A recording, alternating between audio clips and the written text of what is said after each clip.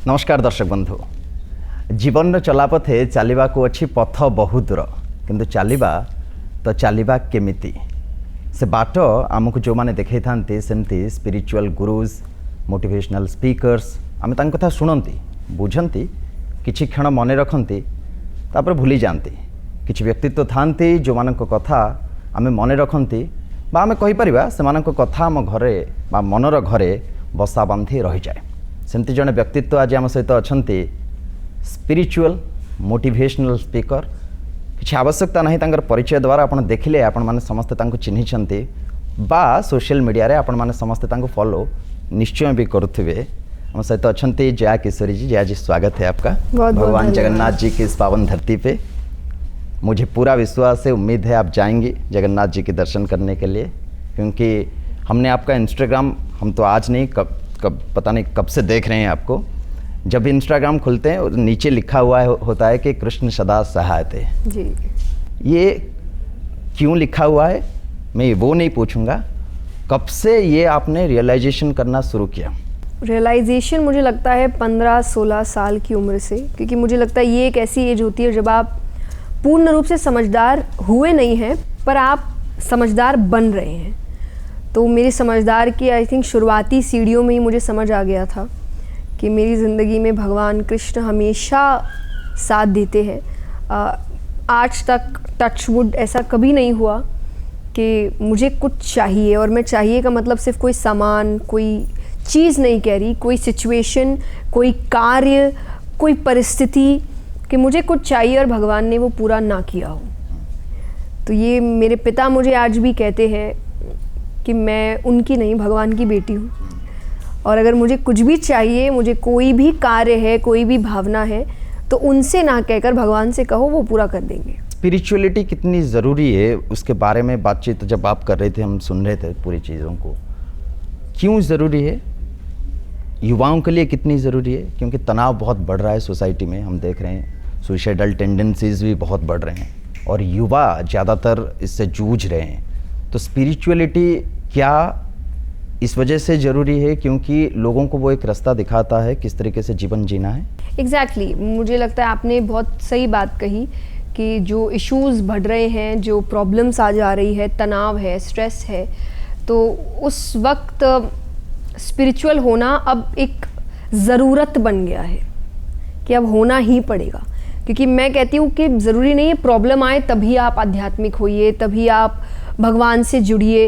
ये तो स्वार्थ वाली बात हो गई कि प्रॉब्लम आया तो हमने भगवान को जोड़ लिया, तब हमने काम कर लिया। बट अगर प्रॉब्लम आ ही रहा है तब तो आपके पास ऑप्शन भी नहीं है कोई और। बट डे 1 से आप स्पिरिचुअलिटी अगर अपनाएंगे तो आई वुड से कि आप इस प्रॉब्लमैटिक दुनिया में, इस इतने एक्सपोजर से भरी दुनिया में भी अगर आपको कामनेस चाहिए, अगर आपको पीस चाहिए, एंड आई वुडंट से खुशी चाहिए, आई वुड से आनंद चाहिए, तो आपको स्पिरिचुअल होना पड़ेगा। प्रेम कितना चाहिए ज़िंदगी में?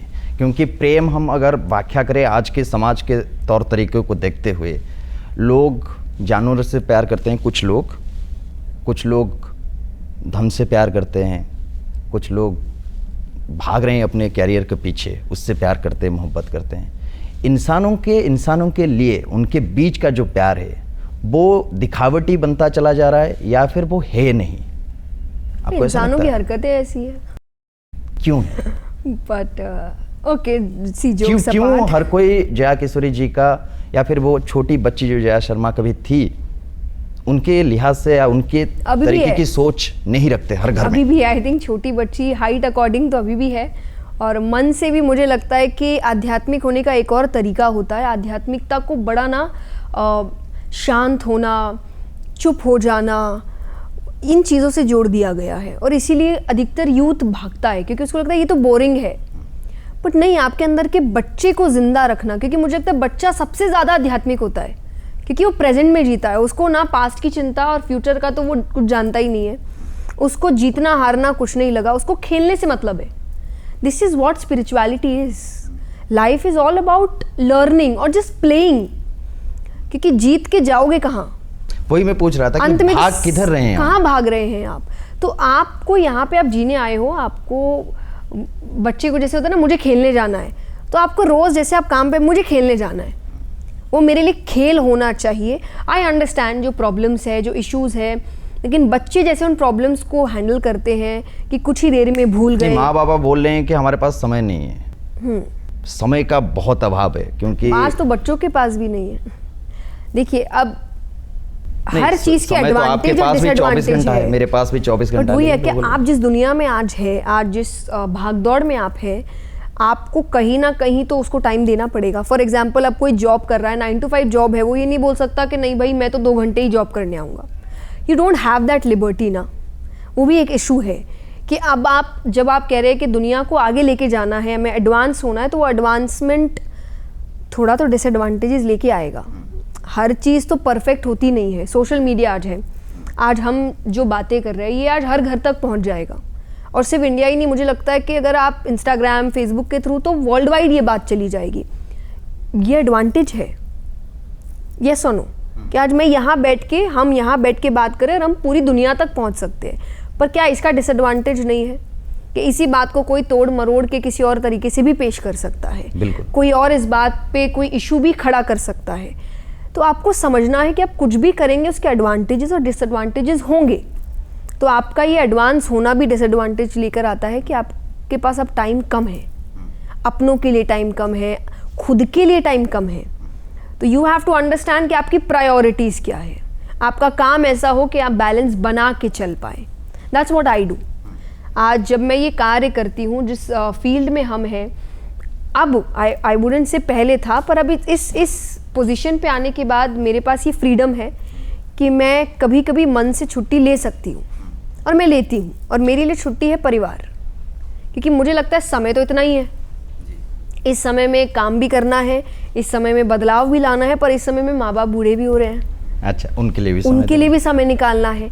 तो करना तो सब है, और जैसा आपने कहा 24 घंटे ही मिले हैं, तो क्लियर योर प्रायोरिटीज़ कि आपके लिए ज़रूरी क्या है, और सबसे पहले उन पे काम करिए। बाकी चीज़ें कभी होंगी कभी नहीं होंगी, चलेगा। आपने जैसे बोला कि गालियाँ भी पड़ती हैं, तालियाँ भी बजता है, और हाँ ख़ास जी। करके सोशल मीडिया के इस ज़माने में आपसे ज़्यादा कौन जानता है। अभी फ़िलहाल ही कुछ चीज़ें ऐसे हुई है। हाँ जी। मैं ये आप चाहूँगा कि आप थोड़ा इनलाइटन करें हमारे दर्शकों को कि जब विवाद आता है तो उसके साथ जब आदमी जूझता है, निकलना कैसे है वहाँ से, या फिर वो कुछ मायने नहीं रखता ज़िंदगी में, आपको अपना काम करना चाहिए और बड़े शिद्दत के साथ। मायने नहीं रखता बोलना तो बहुत ही ज़्यादा मुझे लगता है एडवांस्ड स्पिरिचुअलिटी हो जाएगी, जो मुझे नहीं लगता मैं अब तक पहुंची हूँ कि एकदम ही मायने नहीं रखता। बुरा तो लगता है, देखिए हम इंसान हैं, कहीं ना कहीं आपको तकलीफ़ होती है, पर हाँ मुझे तकलीफ़ ज़्यादा समय तक नहीं होती है।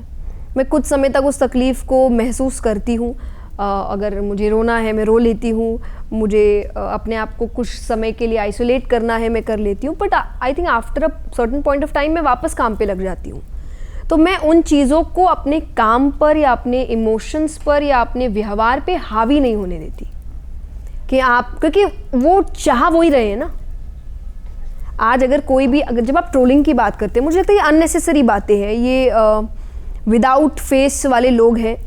एग्जैक्टली, जिनकी अपनी कोई पहचान, वो सामने नहीं आएंगे, वो कुछ बताएंगे नहीं सीधा। और मैक्सिमम आप टाइम पे देखिए, आप बड़े बड़े, मैं तो अपनी बात करूंगी भी नहीं, चलिए मैं तो अपने आप को उस स्तर पे भी नहीं मानती, पर बड़े बड़े स्तर पे लोग हैं जिन्होंने शायद 50-60 साल जीवन का बहुत कुछ बदलाव में दिया है, लोग उनको भी गालियां दे रहे हैं। कैसे उसके साथ डील करना है? तो वो मुझे ये देख के लगता है कि देने वाले ने अपने जीवन में उसका 1% नहीं किया है। अच्छा, तो मैं एक ऐसे इंसान को अपने ऊपर हावी कैसे होने दे सकती हूँ? मैंने उससे बहुत बेहतरीन काम किए अपने जीवन में, and I know that, I know my intentions, I know my work, I know the hard work I have given to this work, I know my sacrifices. तो कोई ऐसे ही मुंह उठा के आ जाएगा और कुछ भी बोल देगा, और कई बार शायद वो मीन भी नहीं करता होगा वो चीज़ें। अच्छा, वो अपनी इनसिक्योरिटी मुझ पे निकाल रहा है, कुछ बोलना है, या उस समय उसका मूड खराब है और उसको कुछ दिखा है, लाइक ओह गाली दे दिया, एंड देन शायद वो भूल चुका है, पर मैं उस बात को मन में लेकर, तो मैं इतना पावर किसी को नहीं देती कि आपकी बातें जब तक आप उस स्तर पे नहीं है जहां मुझे भी लगे कि नहीं इस व्यक्ति ने बहुत दुनिया देखी है, इस व्यक्ति ने मुझसे ज़्यादा काम किया है, ये अगर बोल रहा है तो कुछ तो सोच के बोल रहा है, तब I think I would pay attention to that कि वो क्या है, सही है गलत है क्या नहीं है। पर अगर मुझे लग रहा है फेसलेस है तो I will keep doing my work. जाने दो, अपने काम को शिद्दत के साथ करो। हाँ, और आप जितना काम करते रहेंगे काम फल देता है, और मुझे दे रहा है, जी। क्योंकि मुझे लगता है एंड ऑफ द डे आपको फल देने वाले भगवान हैं, लोग नहीं हैं। तो अगर इज्जत मिली है, सम्मान मिला है, धन भी मिला है, शिक्षा भी मिली है, ज्ञान भी मिला है, देने वाला एक ही है। जब तक वो दे रहा है मतलब मैं सही कर रही हूँ। तो जिनको मिलता है उनको, उनसे तो तकलीफ होगी, उनको जिनको नहीं मिल रहा। तो मेरा बातचीत भगवान से है कि उनको मुझे खुश रखना है, वो मुझे खुश रखते हैं, बाकियों से मुझे कोई मतलब नहीं है। कैसा रहा पहला कुंभ जय किशोरी जी का, वो जानना चाहेंगे, क्योंकि आप जब पहुंचे उधर से तब से हम देख रहे हैं कि क्या आप जैसे पहुंचे। आजकल तो सोशल मीडिया के ज़माने में हर एक पिक्चर्स आ जाते हैं, तो एक्सपीरियंस क्या था, कैसा था? मैं बयान नहीं कर सकती उस चीज़ को, क्योंकि कुछ चीज़ें सिर्फ एक्सपीरियंस की जा सकती है। और मैंने ये बात आई थिंक कुंभ में भी जब कुछ इंटरव्यूज़ दिए थे हमने, तो जब लोग कह रहे थे कि आप क्या बोलना चाहेंगे कि यूथ क्यों आए, मैंने कहा देखिए क्यों आए मैं नहीं बता सकती, पर आई वुड से आए। एक बार आप आइए, आप खुद एक्सपीरियंस करिए, क्योंकि ये चीज़ बताने वाली नहीं, एक्सपीरियंस करने वाली है। जब आप वो एक्सपीरियंस करेंगे, जब आप वहाँ इतनी संख्या में, मतलब कोई भी घाट है आपको खाली दिख ही नहीं रहा, आपको सीढ़ियाँ नहीं दिख रही, लोग ही लोग, लोग ही लोग, और आपको दिख रहा है कि आप, क्योंकि obviously because the kind of work I do कि आप थोड़े फेमस हो, तो आपको एक सर्टेन तरीके से ले जाया जाता है, थोड़ा बचा के ले जाया जाता है। आप उस भीड़ में कंटिन्यूसली नहीं है, पर आप देख रहे हैं और आपको लगता है कि हम दूर बैठ के भी कर रहे हैं, अरे बाप रे इतनी भीड़ है, और यहाँ लोग कितनी संख्या में चल रहे हैं, किसी के सर पे सामान रखा है, किसी के सूटकेस सनातन रखा है, इसीलिए ऐसा है। और वो स्माइल कर रहे हैं, हाँ। मतलब एक डुबकी लगा के उनको लग रहा है हमने सब पा लिया। तो ये आप देख के ही एक्सपीरियंस कर सकते हो। जब आप वहाँ रहोगे आपको लगेगा कितनी भक्ति है, कितनी विदेशी भी आई हैं, वो लोग भी बात कर रहे हैं। एक्सट्रीम, और एग्जैक्टली वो देखने विदेश से लोग आ रहे हैं, तो अपने देश से तो जाना ही चाहिए ना, मुझे लगता है। बिल्कुल सबको जाना चाहिए। अभी तो 1 महीने चल रहा है, आप सब जाइए। मुझे लगता है शुरुआती दिनों में कुछ ज़रूरी दिन है, कुछ ज़रूरी स्नान है, जब थोड़ी संख्या ज़्यादा होती है। जा सकते तो ज़रूर जाइए, नहीं तो एक पर्टिकुलर डे के बाद आई थिंक तब थोड़ा शांत भी होगा, तब आप चले जाइए। पर आई वुड से ज़रूर जाइए, once in a lifetime experience है ये। और ये तो actually once in a lifetime है। अब तो सीधा 144 ईयर्स बाद होगा, कौन सी योनि में होंगे पता नहीं, जानवर होंगे नहीं होंगे, इंसान बनेंगे नहीं बनेंगे। तो ये मौका मिला है आपको, इसका आप जितना फ़ायदा उठा सकते हैं उठा लीजिए। क्योंकि हमें बात करना था, एक आखिरी सवाल आपसे बात करना था। तो हमारे बहुत सारे दोस्तों ने, और ख़ास करके दफ्तर में हमारे कुछ सहयोगी जो महिलाएं हैं और बहुत स्पिरिचुअल महिलाएं हैं, वो उन्होंने पूछा, वो आपको बहुत फॉलो करते हैं, बोला कि बड़े शिद्दत के साथ हमारे बात भी उन तक पहुंचाएगा कि हम उनको सुनते रहते हैं हमेशा, और ऐसे ही सुनते रहेंगे, ऐसे ही अच्छी बातें वो करते रहे। सुंदरता का राज क्या है वो जानना चाहते हैं। मेरा सवाल ये बिल्कुल नहीं है, या एक आखिरी सवाल आपके लिए। देखिए 2-3 राज है। पहला तो आई वुड से जीन्स, मेरे पेरेंट्स बहुत सुंदर है, तो उनसे ही वो सुंदरता मुझे मिली है। जो भी मेरे पेरेंट्स को देखेंगे, मुझे नहीं लगता आज तक मुझे किसी ने ये बोला है कि हाँ मेरे पेरेंट्स लगते हैं। वो ऐसा ही है कि अरे तो बड़े छोटे लगते हैं, अरे तो because of them I think थोड़ा बहुत तो उनका ही असर है। तीसरा आई वुड से कि स्पिरिचुअलिटी रियल में आपके अंदर एक तेज, ये मैंने बचपन में सुना ही था कि जो आध्यात्मिक होते हैं ना उनके अंदर एक तेज होता है। पर अब मुझे लगता है जब आप अध्यात्म से इतना जुड़ रहे हो, जब वो प्रैक्टिसेस आप कर रहे हो, तो आपको खुद को भी हल्का फुल्का महसूस होने लगता है कि हाँ कुछ तो है। पर थर्ड आई वुड से हाँ अच्छा खान पान, अच्छा रहन सहन, अच्छी सोच, जिसको हम एक शब्द में अगर कहें तो सात्विकता। मैं 99% ऑफ द टाइम एक सात्विक लाइफस्टाइल जीती हूँ, सात्विक खाना खाती हूँ, सात्विक रहन सहन होता है मेरा, तो वो दिखता है आपके चेहरे पे। This is my skin care that I follow a good diet, I do my yoga, I am positive most of the time. तो ये चीज़ें चेहरे पर भी आती है। आप अंदर से खुश होते हो ना, तो आप खुश दिखते हो, आपकी एक अलग एनर्जी होती है जो बाकियों में भी पहुंचती है, पास ऑन करते हैं आप। अगर आप कुछ नहीं भी बोल रहे तो भी, तो वो तभी हो सकता है जब अंदर से व्यक्ति सच्चा है और खुश है। तो शायद ये चीज़ जब मुझे लोग कहते हैं तो मुझे अपने आप के लिए कॉम्प्लीमेंट फील होता है कि शायद मेरे अंदर वो सच्चाई है, तभी सामने वाला फील कर पा रहा है। तो आपण मैंने शुणुले जया किशोरी जी को जहाँ कहले जे भल खाद्य पान आपणकर रहिबा दरकार, सात्विक भावना रहिबा दरकार, मन शुद्ध होइथवा दरकार। जदि स्पिरिचुअल आपण निजको भाबुचंती बा से दिशा रे आगु को आपण बढ़ुचन ताल निश्चित भाव में बढ़ंतु। क्या मनरे कष्ट दबार ना जीवन चलापथे जमी मुझे आपको आरंभ कहली चलने को अच्छी बाट बहुत दूर किंतु से बाट को चलबार निर्दिष्ट गोटे ढंग गोटे शैली अच्छी से शैली ही आमको अध्यात्म सिखाए ता प्रति मनोनिवेश करी आपण मैंने आग को बढ़ी चलतु। बहुत बहुत शुक्रिया हमसे बात करने के लिए। Thank you जय so किशोरी जी।